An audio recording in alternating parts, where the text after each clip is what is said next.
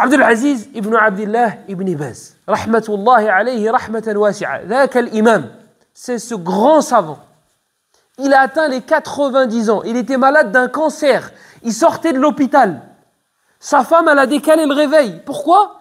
Parce qu'il avait l'habitude de dormir 4 heures. Et elle s'est dit, 90 et quelques Roya, et tu sors de l'hôpital, et tu as un cancer, et tu travailles. Il n'a jamais pris de vacances de toute sa vie.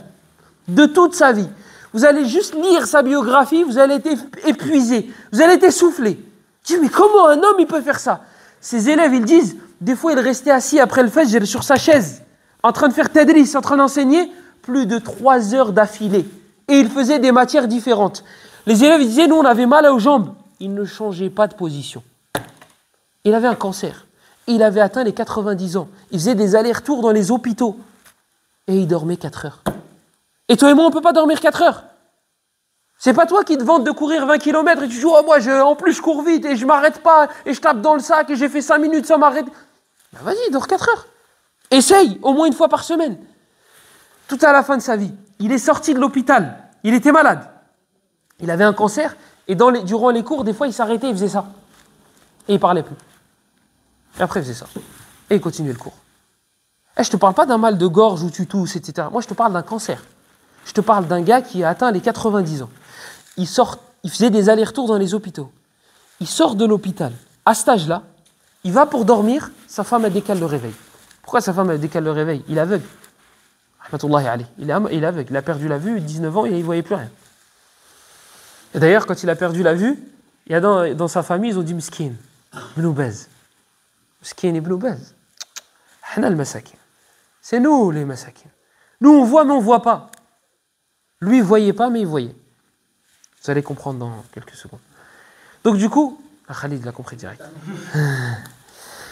Du coup, quand il est sorti de l'hôpital, sa femme elle a décalé le réveil, un petit peu. Sauf que quelqu'un qui a l'habitude de dormir 4 heures, quelqu'un qui s'est habitué, et des fois vous oubliez le réveil, vous oubliez de le mettre le réveil, mais subhanallah, vous vous réveillez quand même. Comment ça se fait? Votre corps, il est réglé. Votre corps, il est réglé. Même Akhi, tu dors à 5 heures du matin parce que tu as un gosse qui crie toute la nuit et qui te chante à l'oreille droite, tu vas te réveiller à la même heure. En général, le corps, il est réglé. Cheikh, il se lève. Sauf qu'il a remarqué que son réveil, il n'a pas sonné. Et ça ne lui a pas plu. Nous, ça ne nous aurait pas plu que nos femmes ne décalent pas le réveil. On serait dit, mais tu m'as pas dit. Ben oui, mais c'est logique, j'ai pas besoin de te le dire. Je sors de l'hôpital, subhanallah, j'ai un rhume. Oh, je suis malade. Décale. J'ai pas besoin de te le dire normalement. Lui, il lui fait le reproche de l'avoir décalé pour qu'il dorme plus. Lui, c'est ça son reproche. Et il lui a dit, mais voilà, elle lui a dit, mais t'es malade. Tu sors de l'hôpital. Repose-toi.